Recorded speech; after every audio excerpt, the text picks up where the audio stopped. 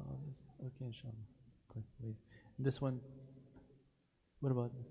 Okay, it's already subject.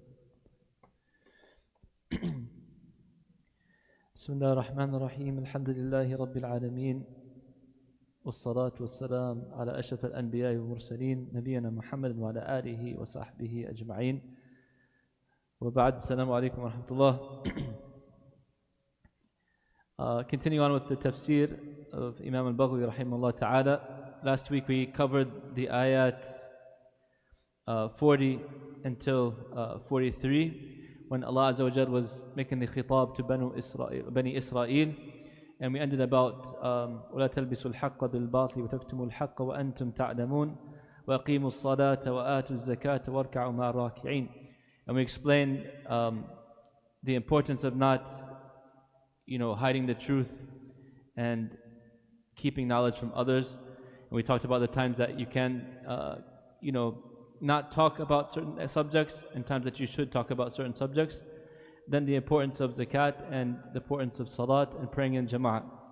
Today inshallah we'll start with the ayat تأمرون الناس بالبر وتنسون أنفسكم وأنتم تتلون الكتاب أفلا تعقلون.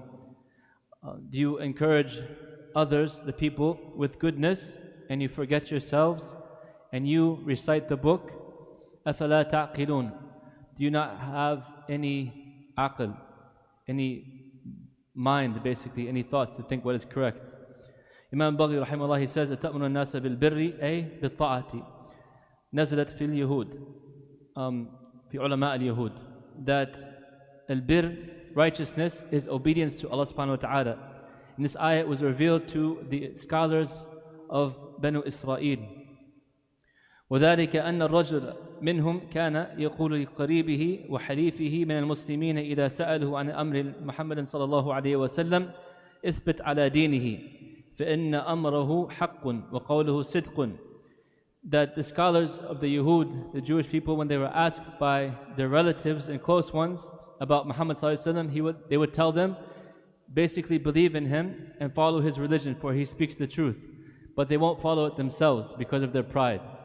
So this is Allah subhanahu wa ta'ala reprimanding them and telling them that you order others to do what is righteous and you forget yourselves. وَتَنْسَوْنَ أَنفُسَكُمْ أي تتركون أنفسكم فلا تتبعونه. You forget yourselves and you don't follow Muhammad sallallahu alaihi wasallam. وأنتم تتلون الكتاب, and you recite the Torah. فيها نعته وصفته أفلا تعقلون. The Torah, like we mentioned last week, the Bible, the Torah, the Old Testament and the Injil, the New Testament, has clear descriptions of the Prophet Muhammad sallallahu alaihi wasallam. I picked some verses from the Bible just to show that even till today, the Bible still mentions Muhammad sallallahu alaihi wasallam. Like even today, if you go back and look at these verses in the books, it still mentions the Prophet Muhammad sallallahu alaihi wasallam.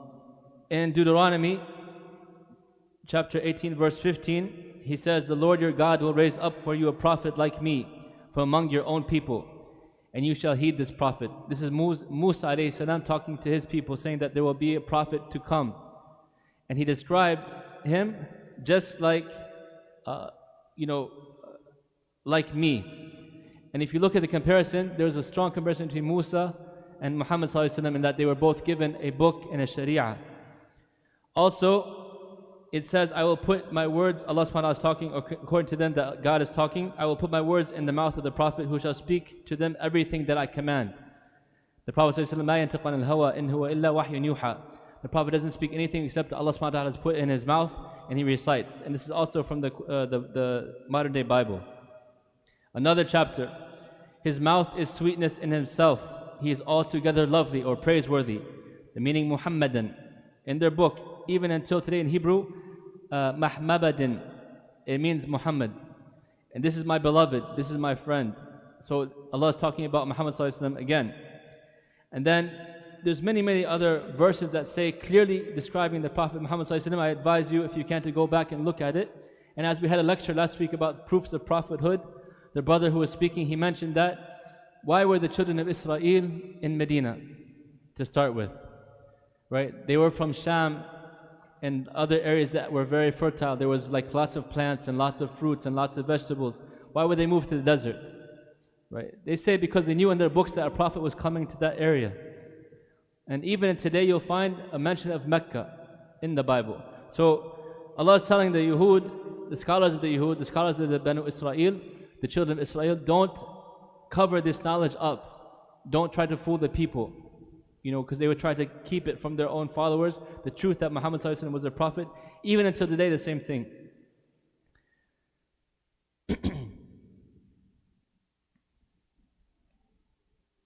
Also, this ayat is a warning to the Banu Israel and to us of not commanding others to do something and not doing it ourselves. The Prophet ﷺ, he said, رأيت ليلة أسري بي رجالا تقرض شفاههم بمقاريض من نار قلت من هؤلاء يا جبريل قال هؤلاء خطباء من أمتك يأمرون الناس بالبر وينسون أنفسهم وهم يتلون الكتاب. So on the night journey when the Prophet ﷺ was lifted up to the heavens, he saw people that their mouths were being pulled with fire. Another narration with hooks pulling their mouths out, basically. And he said, "O Jibreel, who are these people?" He said, "They are the khutaba of your ummah, the ones who give speeches, the one who gives the khutbah, the ones who teach. They encourage the people with righteousness and they forget themselves. وَهُمْ يَتْلُونَ الْكِتَابِ and they recite the book." Another narration, the Prophet ﷺ, he said, يجيء برجل يوم القيامة يلقى في النار فتدلق أقتابه أي تنقطع أمعاءه في النار فيدور كما يدور حمار برجاه فيجتمع أهل النار عليه فيقولون أي فلان ما شأنك أليس كنت تأمرنا بالمعروف وتنهون عن المنكر قال كنت آمركم بالمعروف وآتيه ولا آتيه وأنهاكم عن المنكر وآتيه. So the Prophet says in another narration, he said there will be a people or in the hellfire, their intestines will be flowing out on the ground, their stomach will be cut up, and the people of the hellfire will come to them and say, "What are you doing in here? You used to tell us to do the good, and you used to forbid us to do the evil." He said, "I used to tell you to do the good, but I did not do it. And I used to tell you to do the evil, to stay away from the evil, and I would do it." So there's a stern warning in this ayat, not only for Banu Israel, but for us, the Ummah of Muhammad sallallahu alaihi wasallam. Like we said previously, everything that Allah subhanahu wa ta'ala is talking about to the other peoples, it applies to us as well.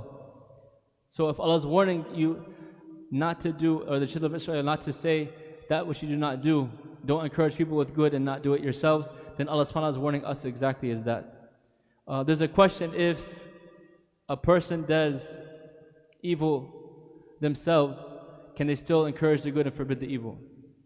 And the scholars say that yes, even if you don't do the good necessarily, or you do evil, you can still encourage good and you can still forbid evil. Because in that sense, if you don't, you're getting double sins. If you don't do the good, but you encourage it, at least you're filling the part of ta'muruna bil ma'rufi, right? And if you're doing an evil, even if you advise someone, don't do this, it's not good for you, may Allah forgive me, may Allah guide me, you'll still get the reward for telling him not to do it, and inshallah that will relieve some of your punishment. So even if nobody's perfect, everybody sins.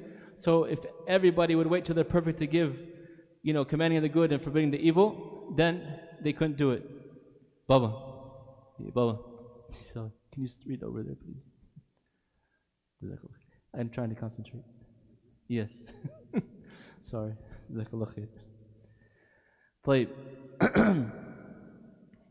The next ayah, وَاسْتَعِينُوا بِالصَّبْرِ وَالصَّلَاةِ وَإِنَّهَا لَكَبِيرَةٌ إِلَّا عَلَى الْخَاشِعِينَ وَاسْتَعِينُوا عَلَى مَا يَسْتَقْبِلُكُم مِّنْ أَنْوَاءِ الْبَلَاءِ وَقِيلَ عَلَى طَلَبِ الْآخِرَةِ بِالصَّبْرِ وَالصَّلَاةِ. So Allah is telling us to seek assistance or help in that which will come to us from trials, from tests, from tribulation. Another tafsir says, upon seeking the akhirah, upon seeking Jannah, be patient and use patience and salat to seek the akhirah.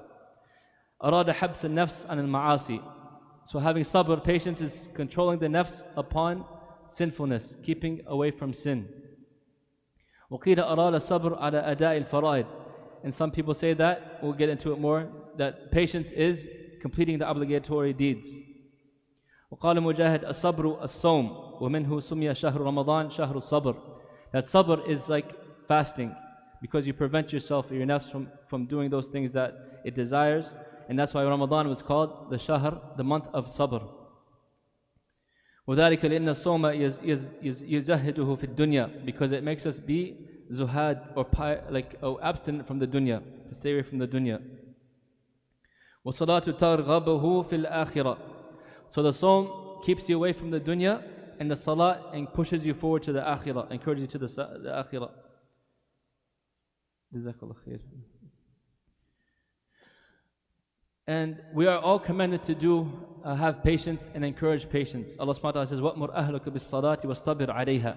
Encourage your family. And it's another narration or another ayah that Allah subhanahu wa ta'ala is collecting the sabr and salat, saying, command your family with salat and have patience upon it. Meaning being patient in the salat and being patient upon your family, encouraging your family to do the good. وَإِنَّهَا, verily it is, seeking assistance with sabr and salat. The kabiratun illa ala al-khashi'in. It is hard to do these things except for those who have khushu'. Like the munafiq, it's very difficult for them to do sabr and salat because they don't have the khushu'. But the mu'min, because he loves Allah subhanahu wa ta'ala, it's easy for him to have sabr and to have a love of the salah. لكبيرة أي ثقيلة إلا على الخاشعين المؤمنين الخائفين من الله عز وجل المطيعين, the ones who are obedient to Allah subhanahu wa ta'ala, who fear Allah subhanahu wa ta'ala. المتواضعين, the ones who are humble to Allah subhanahu wa ta'ala. وأصل الخشوع السكون, and the original meaning of khushu' is to have sukun, or basically tranquility. قال الله تعالى وخشعت الأصوات للرحمن, that the voices became quiet to the most merciful. فالخاشع ساكن إلى طاعة الله. Sakin also means to take peace in, or to be quiet and to take tranquility in. And the mu'min, the khashia', he is taking that tranquility from being obedient to Allah subhanahu wa ta'ala. From sabr, I just wrote some of the fawaid, inshallah, so we can benefit of having patience, because we are commanded to have patience. Sabr, like I said, is habs al-nafs, basically preventing the self. And in the Islamic definition, he habs al-nafs an al-jaz'a wa tasakhut, like holding yourself back from being overwhelmed or overreacting and over angry. Wa habs al-lisan ala shakwa, and stopping the tongue from complaining. Wal jawarih an al-latm al-khudud wa shaqq al-thiyab wa nahwihima, and also preventing yourself from tearing your clothing when you have bad news. The Arab in the back of the day used to slap themselves, they would pull their hair, they would tear their clothing. A Muslim, he does not do this. He has patience and sabr, and he is pleased with Allah subhanahu wa ta'ala's decree. The Salaf radiallahu anhum, they used to encourage highly the sabr because it was an essential part of the deen. Umar radiallahu anhu, he said, وَجَدْنَا خَيْرُ الْعَيْشِنَا بِالصَّبْرِ. We found that the best of our life is in patience. وقال علي رضي الله عنه الصبر من الإيمان بمنزلة الرأس من الجسد فإذا ذهب الصبر ذهب الإيمان. That the way of sabr to iman, faith, is like the head compared to the body. If the head goes away, there's no life. If sabr goes away, there's no iman. And then Hassan said that وجدت الخير في الصبر وجدت الخير في الصبر. I found goodness in patience. And many of the Salaf said that you don't find a greater gift than given the ability of patience. Allah subhanahu wa ta'ala, He has given the example of patience in our Prophet Ayub alayhi salam, and amplifying the fact that he did not complain. We know the story of Ayub, that he was tried, for some say 70 years, that he had leprosy and sickness and illness. And he lost his money, he lost his children, he lost his houses, he lost everything. And to the point that his wife, she had to go to get the food from, work and clean, to get money to buy food for him, for them to survive. And one time they could not find any money or any work to do that. So the wife actually cut her hair and sold it. And this is when it's attributed that Ayub, he said, وَأَيُّوبَ إِذْ نَادَى رَبَّهُ أَنِّي مَسَّنِيَ الضُّرُّ وَأَنْتَ أَرْحَمُ الرَّاحِمِينَ. This is when Ayub said, "Oh Allah, some harm has come to me." He didn't complain to Allah. He didn't ask Allah for anything. He just said that harm has come to me. He made a statement knowing that Allah subhanahu wa ta'ala, He knows his situation. And Allah subhanahu wa ta'ala, He is the most merciful of merciful ones. And Allah describes Ayyub alayhi salam. He said, "Inna wajadnahu sabira." We found him to be of the patient. The Prophet sallallahu alaihi wasallam, he used to ask Allah azza wa jal to increase us in being pleased with His qada. So sabr is being patient, and a higher level of patience is being pleased with Allah's qada. Allahumma inni yas'aluka rida ba'd al-qada. Oh Allah, I ask you to be pleased after you have made a decree. And this is the highest level of iman, when not only are you patient, but if something bad happens to you, something harm comes to you, you are pleased because you know it's from Allah subhanahu wa ta'ala, and you're not going to complain to Allah azza wa jal. The ones who have sabr, Allah is with them. وَاصْبِرُوا إِنَّ اللَّهَ مَعَ الصَّابِرِينَ. Have patience, Allah is with those who have patience. The ones who have sabr, patience, Allah makes them into leaders. وَجَعَلْنَا مِنْهُمْ أَئِمَّةً يَهْدُونَ بِأَمْرِنَا لَمَّا صَبَرُوا وَكَانُوا بِآيَاتِنَا يُوقِنُونَ. That we made them into imams. يَهْدُونَ بِأَمْرِنَا, are guided by our commands. لَمَّا صَبَرُوا, when they were patient. وَكَانُوا بِآيَاتِنَا يُوقِنُونَ. So Ibn Taymiyyah rahimahullah said, بِالصَّبْرِ وَالْيَقِينِ تُنَالُ الْأَمَامَةَ فِي الدِّينِ. With patience and yaqeen, you will reach the highest levels in the deen. Also, وَلَئِنْ صَبَرْتُمْ لَهُوَ خَيْرٌ لِلصَّابِرِينَ. If you are patient, that is better for those who have patience. وَإِنْ تَصْبِرُوا وَتَتَّقُوا لَا يَضُرُّكُمْ كَيْدُهُمْ شَيْئًا إِنَّ اللَّهَ بِمَا يَعْلَمُونَ مُحِيطٌ. If you have patience, Allah will protect you from the evil plot of those who are plotting against you. Also, إِنَّهُ مَن يَتَّقِي وَاصْبِرْ فَإِنَّ اللَّهَ لَا يُضِيعُ أَجْرَ الْمُحْسِنِينَ. If you have taqwa and sabr, your reward will never be lost. If you want success, يَا أَيُّهَا الَّذِينَ آمَنُوا اصْبِرُوا وَصَابِرُوا وَرَابِطُوا وَاتَّقُوا اللَّهَ لَعَلَّكُمْ تُفْلِحُونَ. If you, O you who believe, have patience and be patient, and hold fast and fear Allah, لَعَلَّكُمْ تُفْلِحُونَ, so that you may be successful. Basically, if you have patience, two parts of this success is patience. Also, if you want to earn the love of Allah subhanahu wa ta'ala, وَاللَّهُ يُحِبُّ الصَّابِرِينَ. Allah loves those who are patient. If you want the bushra from Allah subhanahu wa ta'ala, وَبَشِّرِ الصَّابِرِينَ الَّذِينَ إِذَا صَابَتْهُمْ مُصِيبَةٌ قَالُوا إِنَّ لِلَّهِ وَإِنَّا إِلَيْهِ رَاجِعُونَ أُولَٰئِكَ عَلَيْهِمْ صَلَوَاتٌ مِّن رَّبِّهِمْ وَرَحْمَةٌ وَأُولَٰئِكَ هُمُ الْمُهْتَدُونَ. The ones who are patient, if something bad happens to them, they say, Inna lillahi wa inna ilayhi raji'un. They go straight to Allah subhanahu wa ta'ala. They are patient with Allah's decree. Ulaika alayhim salawatun min rabbihim. They will have blessings from their Lord. Wa rahmah, and mercy. Wa ulaika humul muhtadun. And those are the ones who are rightly guided. Also, Allah subhanahu wa ta'ala, He says, for you to go to Jannah, Inni jazaytuhum al-yawm bima sabaru annahum humul faizun. I have rewarded them today because they were patient, for what they were patient upon. All the hardships you face in the dunya, all the good deeds that you're trying to do all the time, it will come back to you Yawm al-Qiyamah, and you will be so happy that you were patient in doing it. And this is when Allah subhanahu wa ta'ala will make you from the successful ones. وقال الذين أوتوا العلم ويلكم ثواب الله خير لمن آمن وعمل صالحا ولا يلقاها إلا الصابرون. When the believers some of them were being tried and tempted by the dunya, their companions told them not to be like fooled, that Allah subhanahu wa ta'ala's reward is much better, and nobody will reach it except for those who have patience. ولا تستوي الحسنة ولا سيئة ادفع بالتي هي أحسن فإذا الذي بينك وبينه عداوة كأنه ولي حميم وما يلقاها إلا الذين صبروا وما يلقاها إلا ذو حظ عظيم. Basically, making peace between two parties and saying what is better and what is good, you cannot reach that unless you have patience. When somebody's arguing against you, when somebody's like fighting against you, when somebody's trying to harm you, you cannot defeat them, you cannot do better unless you are patient.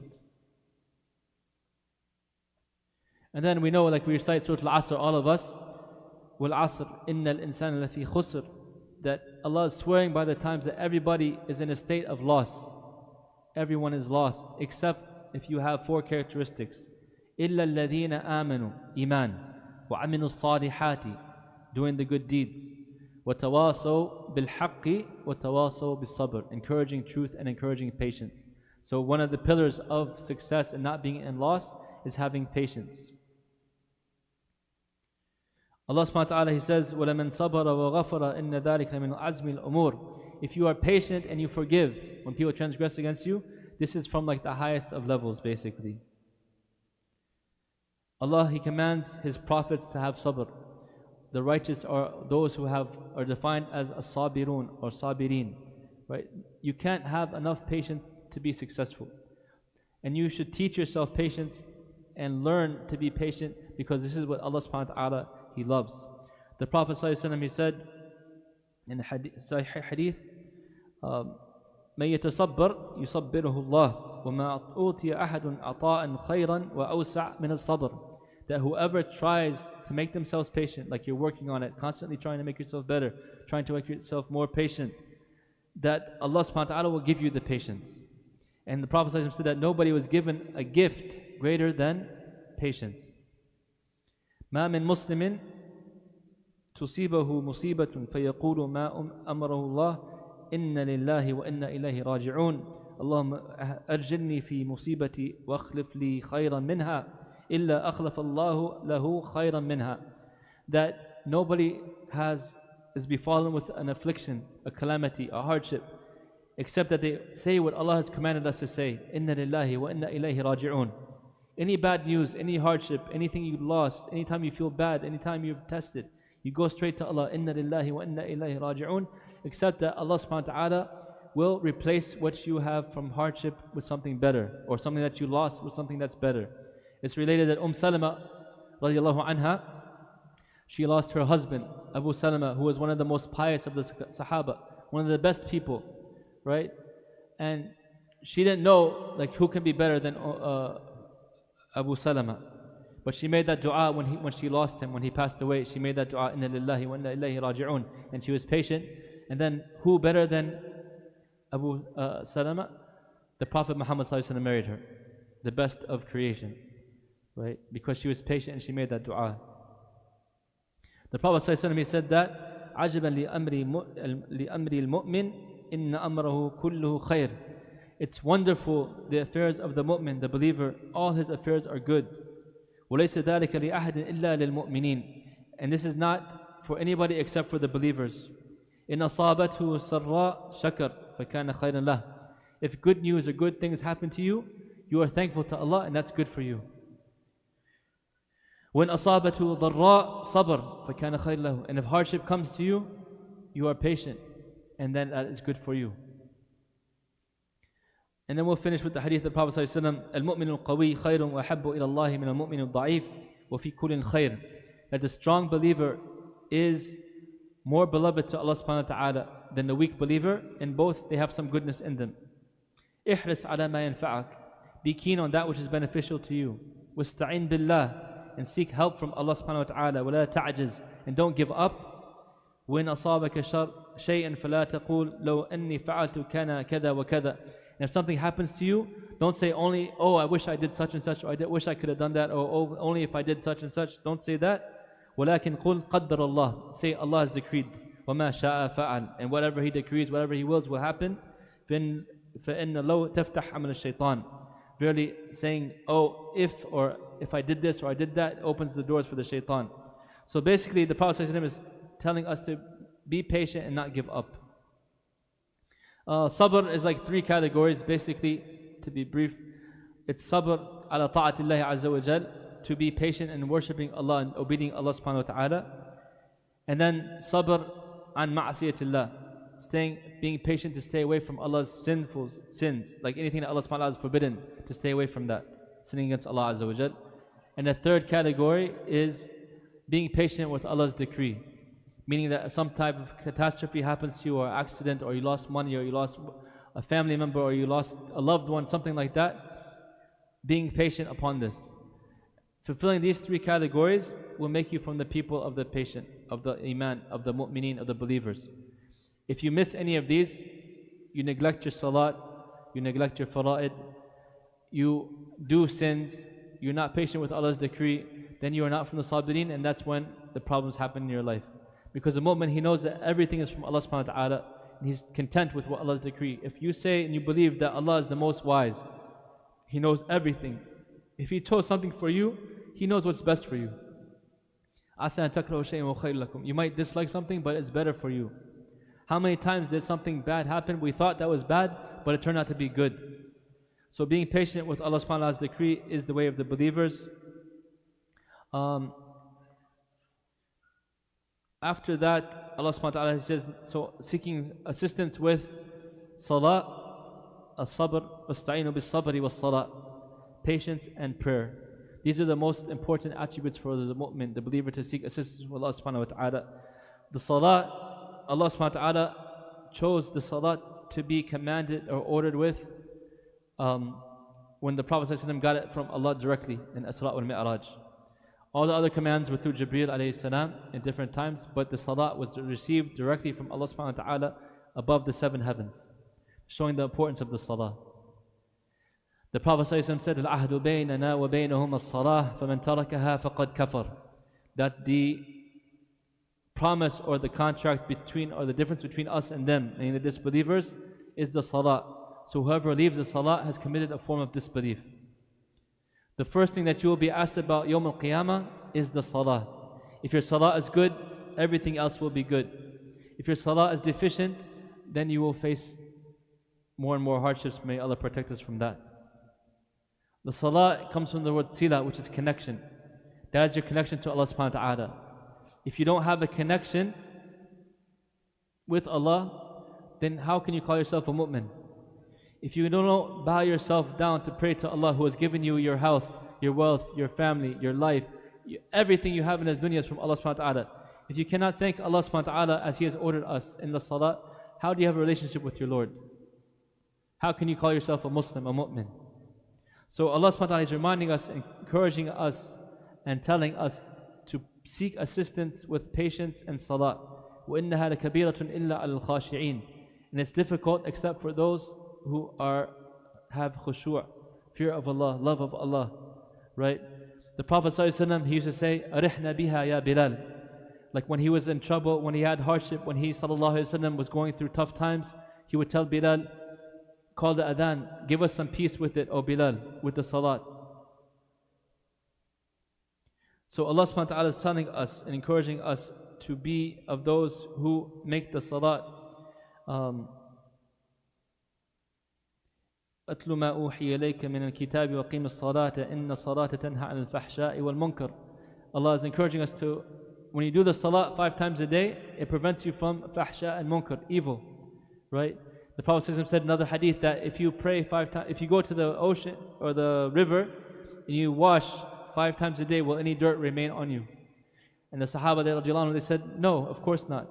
He said, that's like the salat. If you go and pray 5 times a day, you won't have any remembrance of sin. And he said, the salat to salat and Jum'ah to Jum'ah, Ramadan to Ramadan, yamhu ma baynahuma, it erases the sins that are in between them. So if you're continuously making your salat on time, the fara'id, every day, inshallah, with khushu' and fulfilling its pillars, inshallah, you are wiping away your sins every time you do it. Because as human beings, we kind of forget sometimes, we fall short, we make mistakes.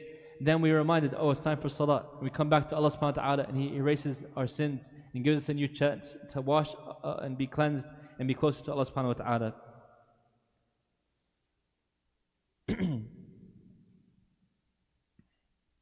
The Prophet ﷺ, he said, Ibn Mas'ud radiallahu anhu, he asked the Prophet ﷺ, أَيُّ الْأَعْمَالِ أَفْضَلِ, what is the best of deeds that you can do?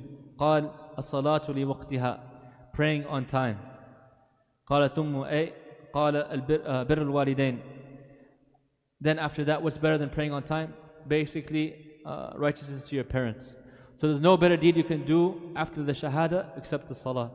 And the point that some scholars, they say that a person who is not praying is not really a Muslim. So we have to be very careful on respecting the salah.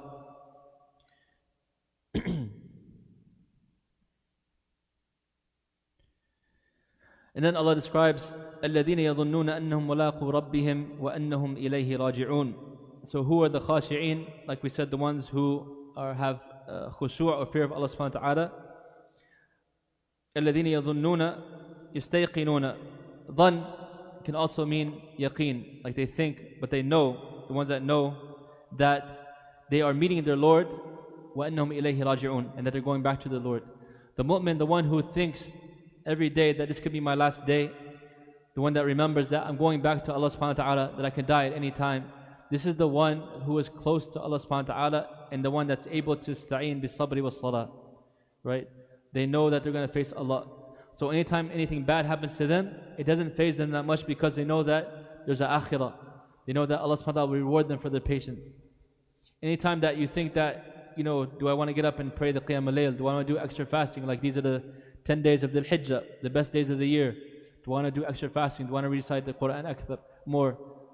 Right? I'm going to have patience. I'm going to do it because I know I'm meeting with Allah subhanahu wa ta'ala. When I meet with Allah, I want to meet with Him and I want Him to be happy with me. I don't want Allah subhanahu wa ta'ala to be angry with me when I meet Him.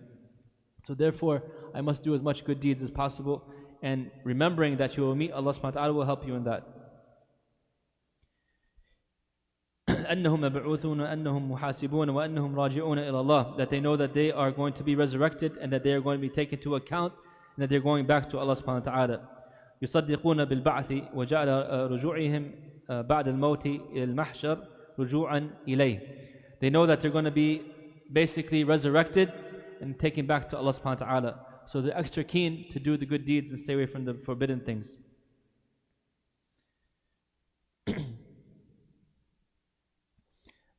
That's basically the ayats I wanted to cover, inshallah, because some people might be fasting and they want to go and eat and come back for Isha, inshallah. So we will continue next week. يا بني إسرائيل اذكروا نعمتي التي أنعمت عليكم وأني فضلتكم على العالمين, and explain that, inshallah.